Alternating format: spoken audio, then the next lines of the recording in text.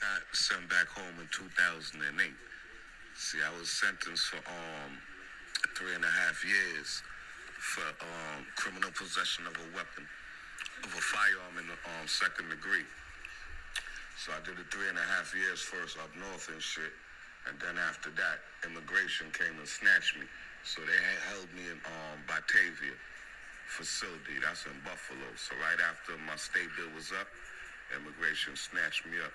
Right. So when I picked you up, we went through Bowlings first, and now we in Jennings. And then from here, we going to go down to the town side. So all this is fucking Jennings. How long we've been deportation?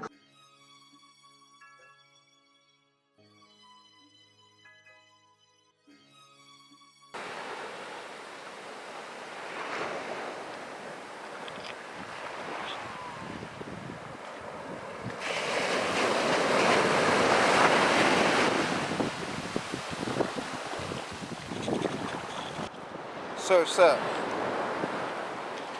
Broadcasting live from the beautiful island of Antigua. I came out here to put the finishing touches on this project. Shout out to the Murda Unit. They gave me access. I took total advantage of it. I appreciate all of the cooperation. Give me a hood tripping across the door, cause I'm just like y'all. I get stuff like y'all. I still get harassed to search stuff like y'all. Y'all don't wanna fuck with us. You're not us. CNN out for them pesos.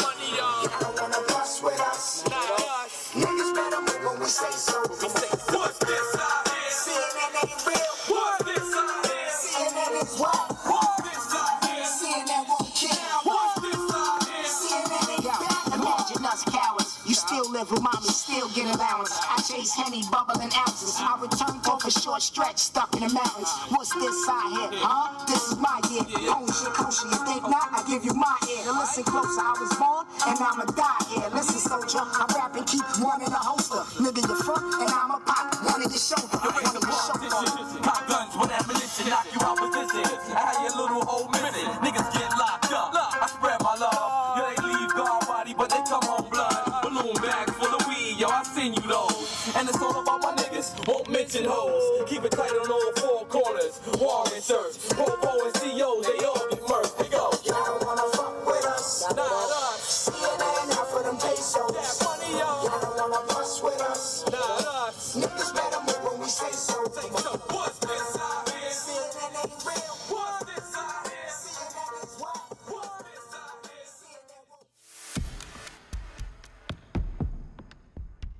Out of the 12 million undocumented immigrants in the U.S., roughly 400,000 are forced to leave the country every year. In Boston, it's Andy's job to oversee the first part of the deportation process. Like Bangam Smurf, Haitian Jack was deported back to his country of Haiti in 2007 after he's convicted for a nightclub shooting in Los Angeles in 2004. Following the Beverly Hills incident with Haitian Jack, he had to, of course, spend some time confined. Immediately upon release, he was approached by INS. Good morning. We're just going to start out with a quick briefing about today's target.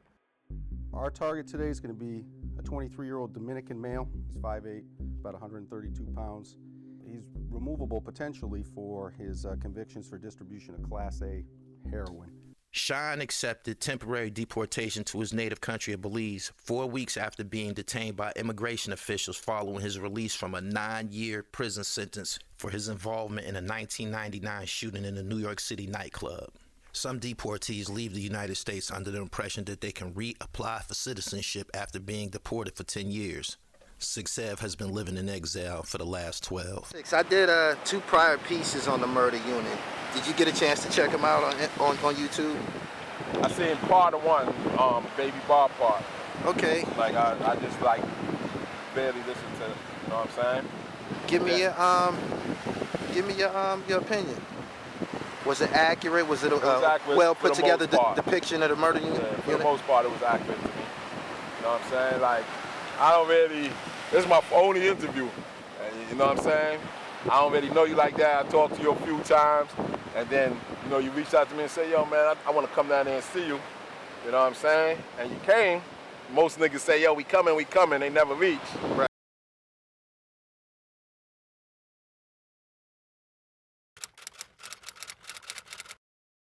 praying for some type of relief now for one of the main guys. There's only one guy that got hit the worst, you know what I'm saying? And we're praying that we can, bring him closer to some type of freedom, you know? Because he has got the worst deal out of the situation where this is not his situation. Can you say his number or his name? And we're gonna get on the numbers. I got some questions. This is my guy, Hang. Yeah, you already. This now, I'm gonna give you perfect to it. What I'm saying is, Gully, because this story has been in on documentaries. This has been in the Source magazines, and this has been on every national news from. You know what I mean? Because of who we are. January 21st, 2002, 3 people were found bound, gagged, and stabbed multiple times in what authorities call a robbery-murder conspiracy executed by 3 reputed MU members. Number 23, number 2001, and number 5, the lead gunman in the Hot 97 shootout. Court documents reveal before leaving the Girard Avenue apartment with an estimated $500,000 worth of stolen cocaine, one of the Murda Unit bandits turned on the gas to the kitchen stove in an attempt to burn or blow up the crime scene. The poisonous fumes gradually filled the hallways, causing neighbors to call the police, who followed the stench to the apartment where the 3 victims were found with their throats slashed. When it was all said and done, number 23 will be found dead not long after being interrogated by the police. A relative whom I spoke to told me number 23's body and face was beaten and bruised when they went to identify him, which opened speculation that he was possibly killed during interrogation by police. Number 2001, Daryl D. Boss Henderson was convicted on 7 counts of a federal racketeering indictment, including racketeering conspiracy, conspiracy to distribute cocaine, conspiracy to rob and robbery of cocaine, and conspiracy to distribute and distribution of crack cocaine. As a part of its racketeering verdict, the jury found D. Boss guilty of participating in 3 acts of felony murder, 1 for each of the 3 victims. Henderson was acquitted of 5 counts, including 3 murder counts that carried a potential death sentence. He was sentenced to life without the possibility of parole. Number 5, Sherrod Becton, his co-defendant, pled guilty shortly before the start of Henderson's trial. You know how that goes. After running roughshod throughout New York City nightclubs like The Tunnel, Savoy, and Jimmy's Bronx Cafe, the Murda Unit would add a brazen killing at Sue's Rendezvous in the Bronx, followed by the Hot 97 shootout and a rumored robbery of an NBA player in a Harlem barbershop. This would bring us to 2001. 2001 would be a dark year for the Murda Unit, as 6-7 would begin serving a 10-year sentence in Allenwood Federal Penitentiary for weapons and kidnapping charges. While confined in Allenwood Penitentiary, 6-7 would get the news of the robbery murder in the Bronx. He was also paid a visit by Immigration and Deportation, where he was notified that due to his felony convictions, he would be deported immediately upon completion of his federal sentence.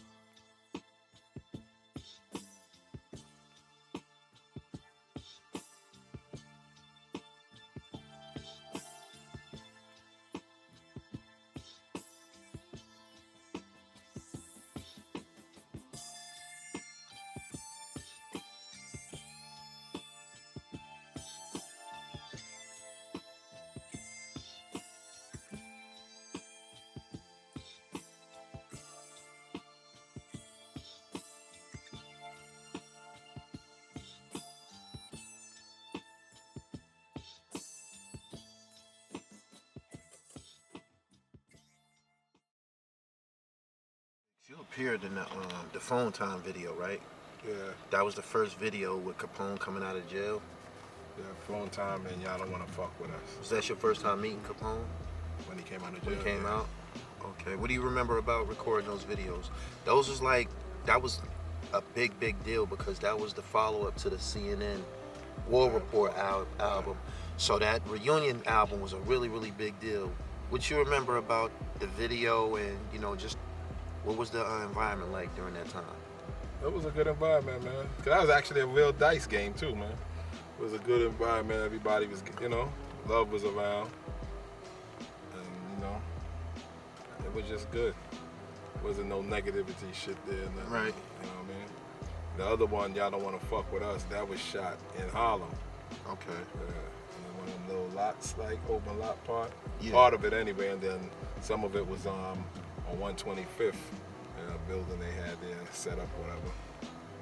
The scenes that you appeared in, the dice game and shit, that was like one take. They just got a quick shot to that. Niggas was really playing dice. Oh, okay. Niggas was really playing dice. The process in totality, how long was y'all in the field shooting before you actually seen the video? Like, how long was the shoot for that video? Like one day. One day? Everything was one day. What did you think about the finished product? Your first time ever being in a music video? Yeah, that one right there. When you seen it, what you think?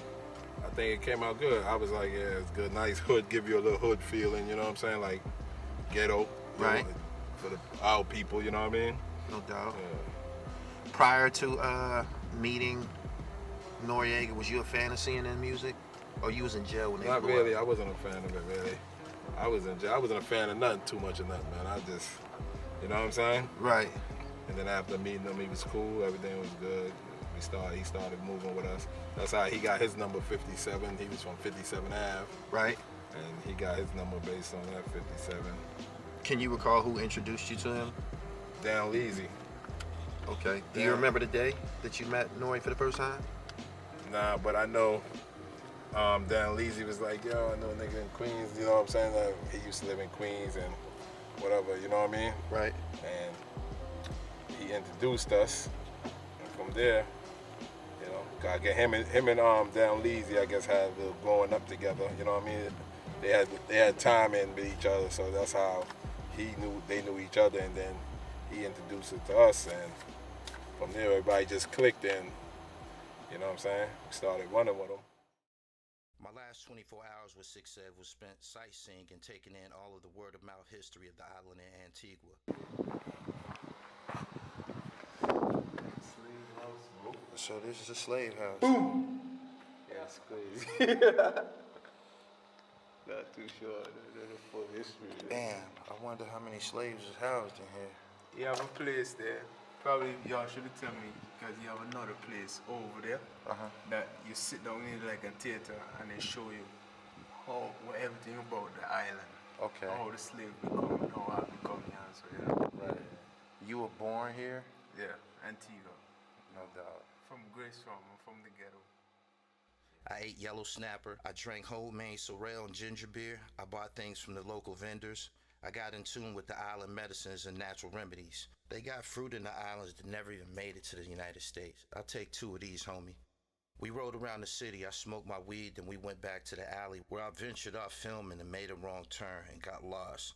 Imagine being lost in a foreign country with a camera. A clear sign of tourism. Took me about 2 minutes to realize I fucked up. I wandered off to the main strip where the festivities and music was. It was on my way back where I realized I was lost and I fucked up. You can actually see the panic on my face.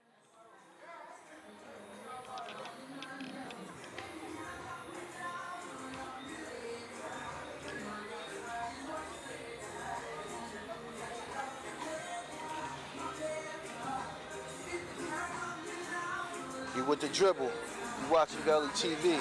Shout out to 6 One thing about me, I'm comfortable around black people. I'm in another country, walking, filming, and I'm just kicking it and shit.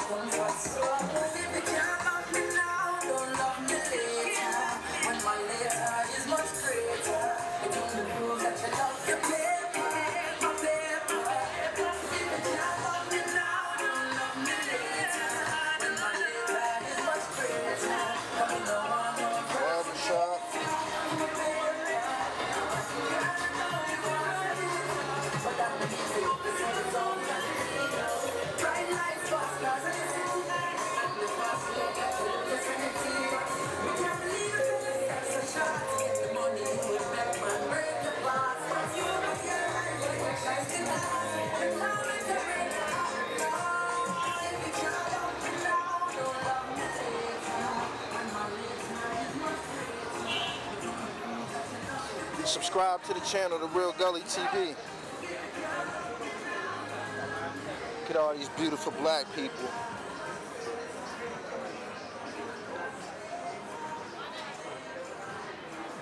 You're now rocking with the best.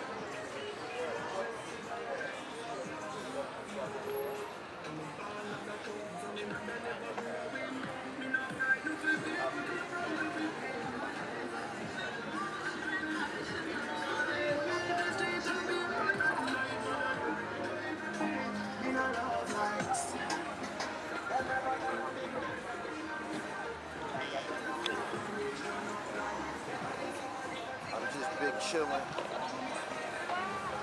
I gotta walk back to where my people at and shit, cause I don't know where I'm going. I don't wanna get lost. But yeah, fuck with your boy, Gully TV.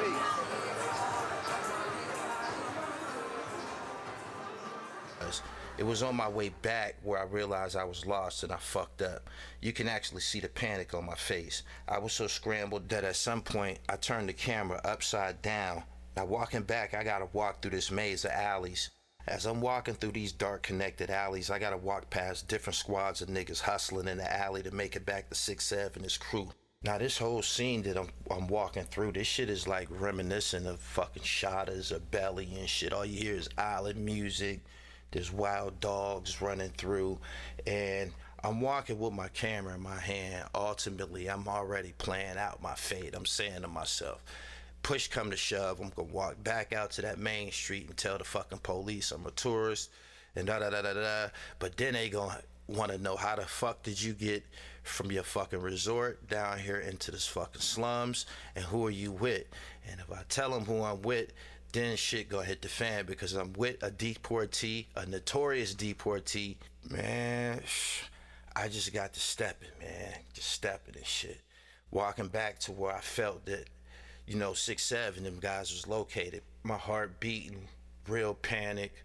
I'm thinking about all them fucking National Geographic TV shows you done seen with motherfuckers getting lost in these third world countries and shit like that.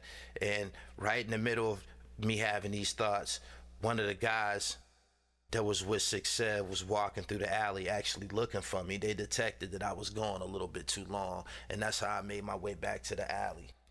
I never told them niggas that I was lost or how afraid I was, man. They had no idea that I was 2-3 minutes away from calling the fucking police. From top to bottom, I would have to say the 6'7" and his reputation didn't match up. He was actually a nice, trustworthy guy, and I still stay in touch with them to this very day.